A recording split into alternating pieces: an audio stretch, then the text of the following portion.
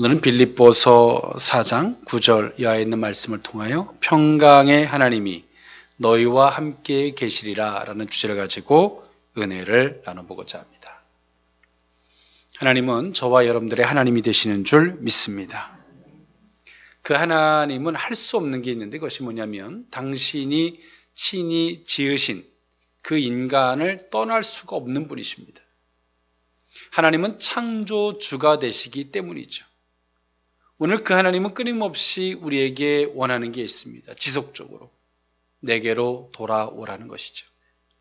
그리고 그 하나님은 우리에게 그 모든 것, 하나님이 우리와 친히 동행하시고 함께 하시는 그것을 볼 수 있는 믿음의 눈을 갖기를 하나님은 원하시는 줄 믿습니다. 우리가 믿음의 시각으로 보면 모든 것들은 다 은혜입니다. 그 실패인 것처럼 보여도 하나님이 거기 함께 계셨고 상처인 것처럼 보여도 하나님이 우리를 인도하심이었음을 깨달을 수 있습니다. 그러나 그 믿음을 잃어버리고 나면 어떤 문제가 발생을 하냐면 여기는 하나님이 계신 것 같고 여기는 하나님이 계시지 않은 것 같은 이 부족함이 우리 속에 사로잡게 됩니다. 그 속에서 우리는 하나님이 계신 것 같은 데를 치중하려고 노력을 하죠. 그러나 결국에 보면 그것이 신앙의 리스크로 우리에게 더 큰 아픔과 상처로 다가온다는 걸 깨닫게 될 때가 있습니다. 하나님은 모든 곳에 계시는 하나님이신 줄 믿습니다. 그 하나님은 지금도 우리에게 말씀하십니다. 믿음으로 보라고. 오늘 그 믿음으로 그 모든 것들을 바라볼 수 있는 저와 여러분들의 신앙이 되었으면 좋겠습니다. 오늘 이 본문 빌립보서 저와 여러분들이 너무나 잘 알고 있는 말씀이에요. 사도 바울이 2차 전도 여행 중에서 자주색 옥감장수 루디아의 회심으로 말미암아 세워졌던 이 빌립보 교회. 이 빌립보 교회는요, 소아시아에서 유럽으로 들어가는 관문으로서 상업적으로도 군사적으로도 아주 중요한 요충지였습니다. 그러다 보니까 어찌 보면 다양한 이방의 종교부터 다양한 것들의 영향이 있을 수 있음에도 불구하고 오늘 이 빌립보 교회는 아주 건실하게 잘 세워져 가던 교회였습니다. 그런 것 같습니다. 우리가 어떤 지역적 요건을 넘어서 그 교회의 중추적 역할을 하는 사람들이 신앙이 어떠냐가 교회에 막대한 영향을 끼치는 것 같습니다. 오늘 이 빌립보 교회는 지리적 어떤 이 여건상 상업, 군사, 요충지로서 다양한 영향을 받을 수 있음에도 불구하고 그 영향을 받지 않아요. 그것은 루디아의 회심, 그 루디아가 가졌던 신앙의 소신, 그것이 교회에 얼마나 막대한 영향을 끼쳤는지를 볼 수 있는 대목입니다. 그리고 사도 바울은 감옥에 갇혀 있습니다. 1차 투옥이 되었을 때 오늘 이 본서를 기록하죠. 오늘 이 빌립보 교회는 투옥되어 있었던 사도 바울을 돕습니다. 그리고 오늘 빌립보서는 첫 번째로는 오늘 빌립보 교회 성도들에 대한 감사함과 두 번째로는 영적 무장을 권고하는 마음으로 오늘 이 본서를 기록합니다. 오늘 사도 바울은 그 빌립보 교회를 향해서 크나큰 자부심과 기쁨이 있습니다. 그렇죠. 그 어떤 것에 영향을 받지 않고 잘 견디는 그 빌립보 교회를 향해서 사도 바울이 당연히 감사할 수밖에 없었겠죠. 그리고 오늘 이 빌립보서를 이제 갈무리함에 있어서 사도 바울은 다시금 빌립보 교인들에게 초점을 맞추어서 오늘 이 본문을 써내려가고 있습니다. 그 주제가 뭐냐면 주 안에서 굳게 서라. 할렐루야. 네가 어떤 것에도 요동하지 말아라. 그죠? 우리가 세면 공거리를 하거나 뭘 했을 때 처음에는 이게 딱딱하게 굳지 않았을 때 어떻습니까? 작은 사람의 발자국도 다 남아요. 그런데요, 이 시멘트가 딱딱하게 굳어지고 나면 어떻습니까? 사람이 밟아도 자국이 남지가 않아요. 오늘 우리는 그 신앙 안에서 우리가 지켜야 할 분명한 소신이 있어요. 할렐루야. 거기서 우리는 굳게 서야 돼요. 어떤 것에도 흔들리지 않는, 할렐루야, 이 신앙의 태도를 가져야 됩니다. 이러한 신앙을 갖지 못하면 우리는 어려울 수밖에 없겠죠. 작은 시련에 바람을 통해서도 우리의 믿음이 흔들리고, 또 하나님이 보이는 것 같으면 막 기쁘다가도 어떤 조울증 환자처럼 기쁘고 좋고가 막 극에 달하는 이런 어리석음이 우리에게 생길 수밖에 없어요. 그래서 사도 바울은 신앙이 뭐냐? 그것을 이렇게 정의합니다. 기쁨이다. 할렐루야. 기쁨이다. 그래서 오늘 빌립보서 4장 8절에서 9절에 있는 말씀에 보면, 끝으로 형제들아, 무엇이든지 참되며 무엇이든지 경건하며 무엇이든지 옳으며 무엇이든지 정결하며 무엇이든지 사랑받을 만하며 무엇이든지 칭찬받을 만하며 무슨 덕이 있든지 무슨 기림이 있든지 이것들을 생각하라. 너희는 내게 배우고 받고 듣고 본 바를 행하라. 그리하면 평강의 하나님이 너희와 함께 계시리라 라고 말씀하고 있어요. 오늘 우리의 신앙이 뭘까요? 평강입니다. 샬롬, 평강이에요. 기쁨입니다. 여기서의 평강의 그 의미가 뭐냐면, 이 헬라어로 에이레네인데요. 이것은 뜻이 뭐냐면, 에이레네의 기본 개념은 본래 사람들의 사이의 관계, 전쟁에 반대된 것, 이렇게 표현해주고 있어요. 오늘 우리의 신앙이 굳게 서면 사람의 관계에도 평화가 있고, 할렐루야, 더 이상 전쟁이 있을 필요가 없는 그 평화가 있다는 거예요. 우리가 흔들릴 만한 요소가 있기 때문에 사단이 틈을 타고 이단들의 미혹과 유혹이 있는 거예요. 오늘 우리 속에 그 굳은 마음이 있었으면 좋겠습니다. 완악한 굳은 마음이 아니라 신앙의 올바른, 오늘 사도 바울이 말했던, 너희들은 내게 보고 듣고 본 바에 대한 명확한 그 굳은 마음이 있어야 한다는 거죠. 그 안에서 에이렌, 우리 속에 평화, 그 샬롬이 있다는 거예요. 오늘 이 굳건한 믿음이 저와 여러분들의 믿음이 될 수 있기를 원합니다. 오늘 이 본문의 말씀, 평강의 하나님이 너희와 함께 계시리라, 그 의미를 세 가지로 나눠 살펴보고자 하는데요. 첫 번째로는 신앙의 자세입니다. 오늘 빌립보서 4장 4절에 있는 말씀인데요.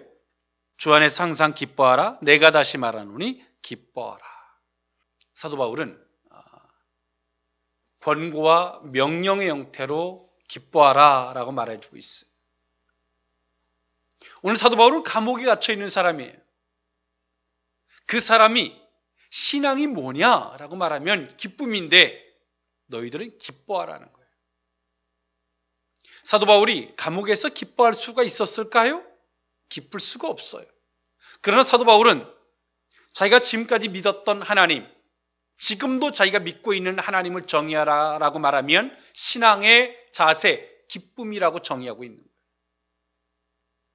왜 우리는 기뻐해야 될까요? 주 안에서 하나님은 실수하지 않는 분이십니다. 할렐루야. 하나님이 할 수 없는 게 있어요. 실패. 하나님은 실패하지 못하십니다. 그리고 하나님은 실수하지 않으십니다. 오늘 우리는 이러한 신앙의 자세만 분명히 갖고 있으면 우리는 어떨까요? 기뻐요. 다만 거기에 뜻과 이유가 있을 뿐이에요. 할렐루야. 사도 바울을 감옥에 갖다 놓으시고 하나님은 그걸 통해서 말씀하실 것이 있고 그 사도 바울을 통해서 원하는 게 있을 뿐이에요. 그러나 그것을 인본주의로 바라보면 어떨까요? 기쁘지 않아요. 그건 주 안에서 바라보는 게 아니죠. 세상 안에서 바라보는 시각이에요. 그럼 어떤 생각이 들까요? 내가 뭘 잘못해서 그러나, 인과응보적 사고로, 너무 비참하다, 처참하다, 나는 버림받은 것 같다, 나는 외롭다, 고독하다, 이런 생각 안 하겠습니까? 그런데 주 안에서 생각해 보면 어떨까요? 우리는 신앙의 올바른 자세를 갖고 있으면 우리 신앙생활이 힘들지가 않아요. 우리 속에 평강이 있어요. 사람과의 평강이 있고 상황과 환경에도 평강이 있어요. 하나님과 우리 사이에도 평강이 있어요. 그러나 우리의 마음이 곤두박질 치는 이유는 이 신앙의 자세가 불분명한 거예요. 오늘 사도 바울은 그 신앙의 자세를 기쁨이라고 권면하고 있는 거죠. 기뻐해라. 주 안에서 기뻐해라. 그분은 실수하지 않는다. 그분은 실패하지 않는다. 그분은 만왕의 왕이시고 친히 모든 것들을 불꽃 같은 눈동자로 지켜보시고 친히 그 모든 것들을 인도하시는 분이신다. 그럼 우리는 어떨까요? 당연히 기쁘죠. 기쁠 수밖에 없어요. 교회는 상황과 환경에 따라 바라보는 것이 아닙니다. 교회의 시선은 항상 하나님을 중심으로 보는 거예요. 그래서 오늘 사도 바울은 자기가 감옥에 갇혀 있음에도 불구하고 말하고 있어요. 빌립보 교회 성도들 향해서 주 안에서 기뻐하라. 내가 다시 말하노니 기뻐하라. 중복의 어조를 통해서 말하고 있는 거죠.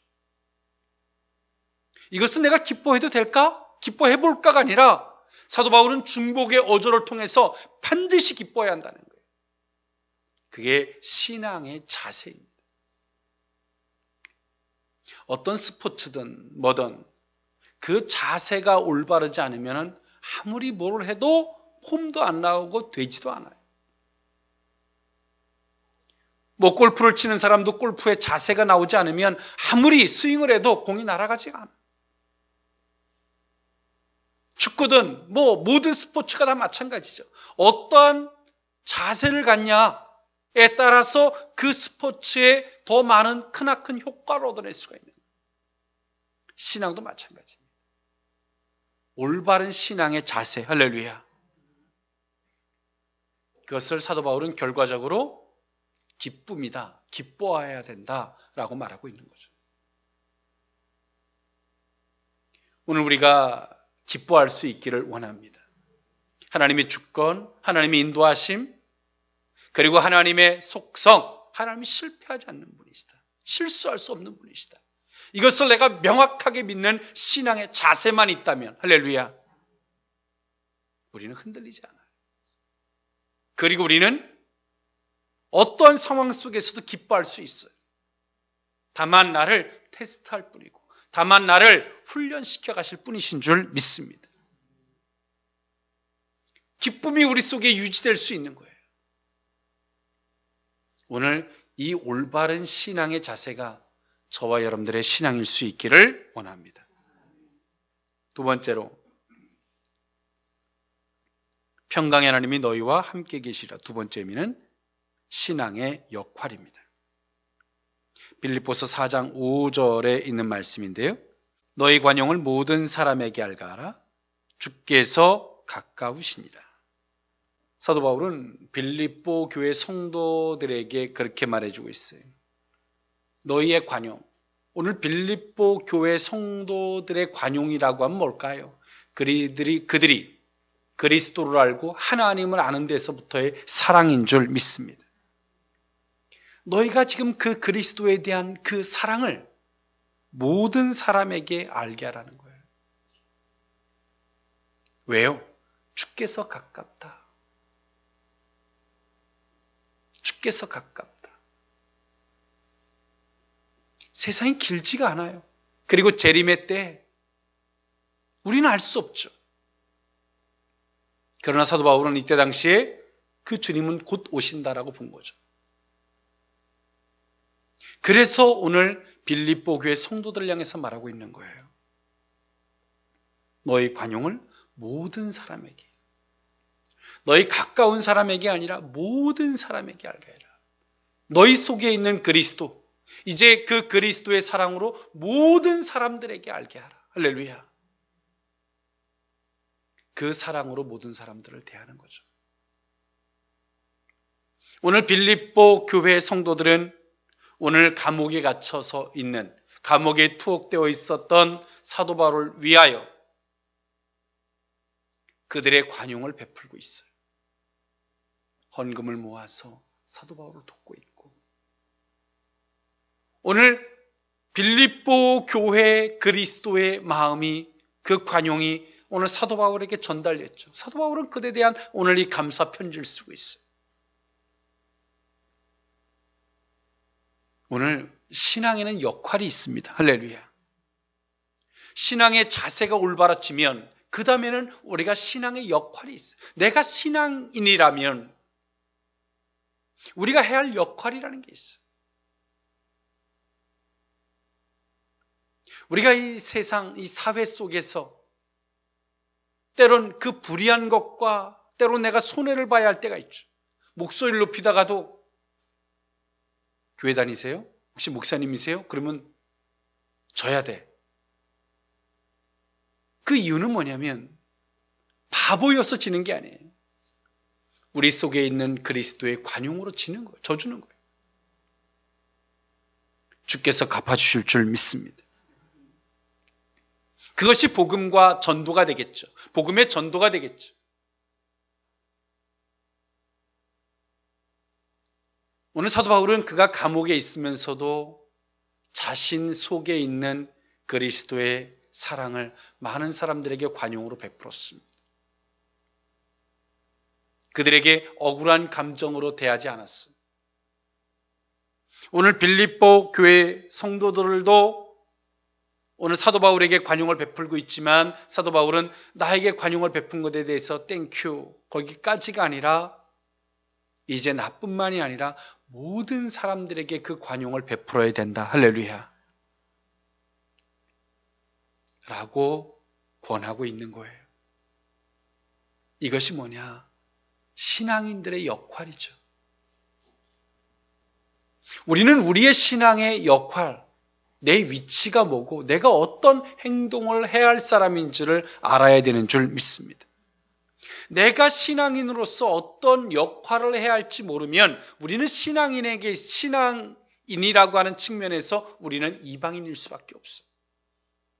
어디 꽂아 놓은 보릿자루처럼 내가 무엇을 어떻게 해야 할지 모르는 거예요. 난감한 거죠. 내가 아직까지 못 배워서가 아니에요. 내 역할이 분명하지 않는 거예요. 우리 속에 그리스도의 사랑이 있다면, 할렐루야, 내가 어떻게 행동해야 할지, 내 몸이 먼저 반응을 해요. 내 마음이 반응을 하는 거죠. 우리가 스포츠를 하면 머리에서 오다를 내려서 행동하면 늦어요. 내 몸이 기억하고 반응을 하는 거죠. 우리 속에 그리스도의 관용이 우리 머릿속으로, 그래, 이렇게 하면 하나님 복 줄 거야, 이렇게 해야지 저렇게 해야지, 그래 내가 배웠으니까, 이러고 가면 한참 늦어요. 내 몸이 반응을 하는 거죠. 그러나 사도 바울은 말해요. 너희들은 내게 배우고 받고 듣고 본바를 행하라 라고 말하지만, 그건 의지적인 요소를 이야기하지만, 우리가 이렇게 하다 보면 우리 속에 인이 베끼고 습관처럼 우리의 몸이 반응을 하는 거죠. 오늘 우리는 그 신앙의 역할, 내가 어떤 역할을 해야 할 사람인지를 모르면 우리는 항상 이방인처럼 내 스페이스는 항상 좁은 공간에서, 항상 거기서 그저 그 몇 사람들과 아니면 그 작은 데서 그냥 그렇게, 우리는 그렇게뿐이 생각할 수가 없어요. 그러나 우리가 신앙의 역할을 우리가 명확하게 알면 어떨까요? 모든 사람에게 알게 하라. 주께서 가까우시니라. 이 말씀을 우리가 믿음으로 받는다면 어떨까요? 어떤 사람 앞에서도 우리는 신앙인의 내가 해야 할 역할을 합니다. 할렐루야. 이 사람을 만나서도 이 사람에게 내가 해야 할 역할을 알고, 저 사람을 만나서도 저 사람에게 내가 해야 할 역할을 알고, 이런 상황 저런 상황 속에서 내가 해야 할 역할을 알아요. 그건 가르쳐서 배워서 한 게 아니에요. 아는 거예요. 그리스도의 사랑, 그 관용이 그 사람 속에 있기 때문에 할 수 있는 거예요. 내 속에 아직까지 신앙의 역할이 불분명하다면 깨달으십시오. 아직까지 내 속에 신앙의 자세가 불분명하기 때문에 오는 거예요. 신앙의 자세가 분명해지면 그 다음에 내 속에 신앙의 역할이 생깁니다. 할렐루야. 하나님이 써줘서가 아니라 내가 쓰임받게 행동하는 거죠. 마지막 세 번째로, 평강의 하나님이 너희와 함께 계시라. 세 번째 의미는 신앙의 유지입니다. 빌립보서 4장 6절에서 7절에 있는 말씀인데요. 아무것도 염려하지 말고 다만 모든 일에 기도와 간구로 너희 구할 것을 감사함으로 하나님께 아뢰라. 그리하면 모든 지각에 뛰어난 하나님의 평강이 그리스도 예수 안에서 너희 마음과 생각을 지키시리라. 우리가 신앙의 내 역할을 이제 알게 됐어요. 거기서 끝이 아니에요. 그 역할을 잘 감당하고 그 역할 속에서 우리 신앙이 또 힘들어질 수가 있죠. 내가 감당할 수 없을 때 어려울 수가 있어요. 그 다음에 중요한 게 있어요. 우리가 그 신앙을 어떻게 한결같이 유지해 갈 것인가. 할렐루야. 사도 바울은 그것을 그렇게 말해요. 염려하지 말고 기도해라. 할렐루야. 신앙은 너희들이 혼자 힘으로 되는 게 아니라 하나님과 그 성도 간에 서로 커뮤니케이션, 교제가 있고 교통이 있을 때 가능한 것이다 라고 사도 바울은 정해주고 있는 거예요. 신앙생활을 내가 혼자 하려고 한다면 그건 종교예요. 신앙생활은 하나님과 더불어 함께 가는 거예요. 할렐루야. 그래서 사도 바울은 말해요. 그 신앙이 이렇게 유지되려면 어떻게 해야 되느냐. 그렇죠. 자동차가 기름을 넣고 갑니다. 그 기름이 다 떨어질 때 어떻게 해야 돼요? 주유소를 다시 가야 되는 것처럼 우리 신앙도 마찬가지예요. 그 건강이 유지되려면 하나님 앞에 그 무릎 꿇고 요청함이 있어야 될 줄 믿습니다. 그래서 사도 바울은 말하죠. 아무것도 염려하지 마라. 우리가 신앙생활의 역할을 하려고 하면 할수록 항상 우리에게 부족한 것이 많아져요. 뭐가 부족해요? 내 마음도 부족한 것 같고, 내 실력도 부족한 것 같고, 내 지식도, 지혜도 부족한 것 같고, 물질도 부족한 것 같고, 다 부족하게 느껴져. 신앙의 역할을 감당하려고 하지 않는 사람은 이런 부족함이 느껴지지 않아요. 항상 그냥 자기 배 채우는 것에 부족할 뿐이죠. 그러나 신앙생활의 그 역할을 감당하고자 하는 사람들에게는 모든 게 부족해. 그 역할을 내가 감당해야 되는데 하나님 이게 부족합니다. 이게 부족합니다. 근심과 염려가 되잖아요. 그것을 사도 바울은 말하는 거예요. 염려하지 마라. 할렐루야. 모든 일에 기도와 간구로 너희 구할 것을 감사함으로. 감사하다는 건 뭐예요?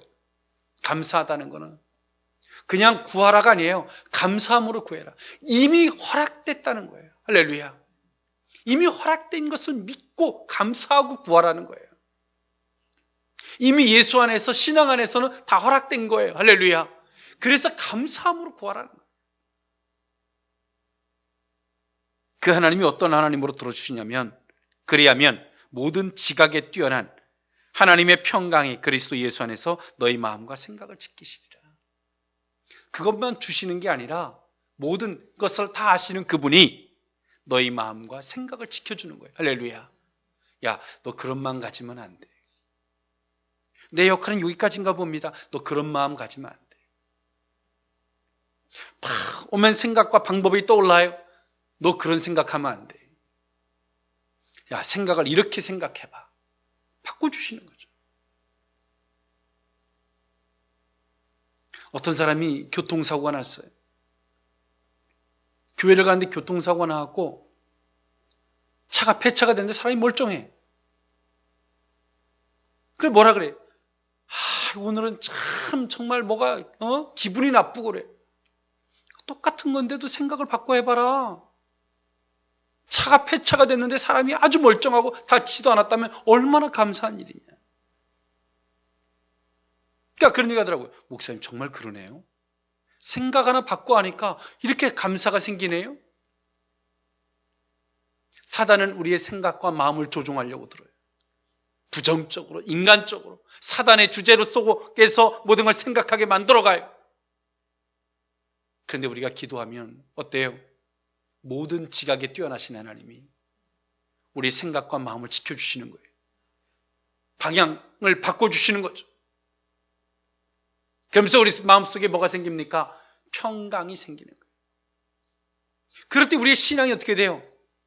항상 좋은 상태로 유지가 되는 거예요. 할렐루야. 최상의 컨디션으로 유지가 되는 거예요. 많은 사람들 생각해요. 저 사람은 신앙이 항상 충만해. 그냥 거저 충만할 거라고 생각해. 그렇지 않아요. 여러분, 우리가 물 위에 떠 있기 위해서 발은 휘젓고 있는 거예요. 우리가 건강한 신앙의 유지를 하려면 오늘 사도 바울이 말하는 것처럼 기도해야 된다는 거예요. 아뢰 있는 거예요. 근심하지 말고. 근심하지 마. 네 일이 아니잖아요. 하나님의 일이잖아요. 할렐루야. 기도하는 거예요. 기도하면서도 줄까? 아니잖아요. 이미 준 걸 믿고 하라는 거잖아요. 감사함으로 하라는 거예요. 이게 신앙입니다. 그래서 사도 바울은 말하는 거죠. 그 평강의 하나님이 너희와 함께 하신다. 그것을 사도 바울은 9절의 조건으로 이야기했어요. 원리와 공식의 형태로 이야기를 했어요. 보세요. 너희는 내게 배우고 받고 듣고 본 바를 행하라. 그리하면 평강의 하나님이 너희와 함께 계시리라. 그리하면 그렇게 될 때 그렇게 되는 것이지, 너희들이 막 옷만 생각하고 너희들의 주제 안에서 애쓰고 힘쓰고 그렇게 해서 되는 게 아니라, 오늘 우리 속에 그 평강의 하나님이 있었으면 좋겠습니다. 사도 바울이 감옥에서 빌립보 교회 성도들 향해서 신앙을 한마디로 규결하기를 4절에 기뻐해라. 신앙은 곧 기쁨이다. 승리하고 가는 길이고 이미 받고 감사하고 기도하는 것이고, 신앙은 나 혼자의 길이 아니라 그분과 함께 라운딩하는 거고, 이것이 우리의 신앙이라고 사도 바울은 정해주고 있는 거예요. 주 안에서 그 평강의 은혜가 있기를 원합니다. 성경에서 가르치고 듣고 본 바를 행하는 저와 여러분들의 복된 신앙일 수 있기를 원합니다. 기도합니다. 사랑의 하나님, 독생자들을 이 땅에 보내시고 십자가에 못 박혀 죽게 하심으로 말미암아 우리의 죄악을 도말하셨던 주님, 예수 그리스도로 말미암아 우리 속에 평강의 은혜를 주신 하나님, 우리 속에 올바른 신앙의 자세를 확립하기를 원합니다. 그리고 또한 우리가 어느 자리에서든 신앙의 역할, 내가 신앙인으로서 해야 할 역할이 무엇인지를 분명히 알 수 있기를 원합니다. 그 역할을 감당할 수 없을 때 기도하게 하시고 간구하게 하시고, 그렇게 기도하는 자들에게 그 신앙을 하나님께서 유지시켜 주실진데, 그 평강의 하나님을 인하여, 그 믿음과 신앙을 인하여 주님 오시는 그날에 믿음으로 찬양으로 주님을 배웁게 하여 주옵소서. 예수님의 이름으로 기도하옵나이다.